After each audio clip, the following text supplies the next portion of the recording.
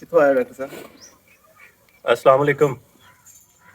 मैं डॉक्टर वकास और मोहम्मद मारूफ। ये एक भैंस आप देख रहे हैं। इसको जो था सरनी का मसला था, सरण का मसला था। कितनी देर तो थी? 2 साल तो 2 साल से इसे मसला था और इसका जो है ऑपरेशन किया है अभी। और मौके पे ठीक हो गए। ये इसके जो ओनर हैं, इनके जो तासरात हैं आपको बताते हैं।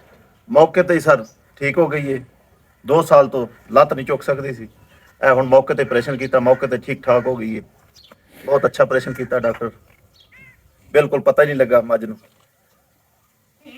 ਮੁਹੰਮਦ ਮਾਰੂਫ ਲੱਖੜ ਚੱਕ 10 ਫੁੱਟ ਵਾ। 2 ਸਾਲ ਤੋਂ ਜਨਾਬ ਮੱਝ ਨੂੰ ਮਸਲਾ ਸੀ ਸਰ ਦਾ। ठीक हो ਆਪਰੇਸ਼ਨ ਹੁਣ गया। ਹੋਇਆ, ਠੀਕ ਹੋ ਗਈ। ਹੁਣ खुश हो? ठीक है। ਹਾਂਜੀ ਠੀਕ ਹੈ ਮਾਸ਼ਾਅੱਲਾ, ਠੀਕ। चलो माशाल्लाह, ਹੁਣ ਤੇ ਮਾਸ਼ਾਅੱਲਾ ਨੱਸਦੀ ਭੱਜਦੀ बहुत ਠੀਕ शुक्रिया। ਹੋ ਗਿਆ ਸਰ।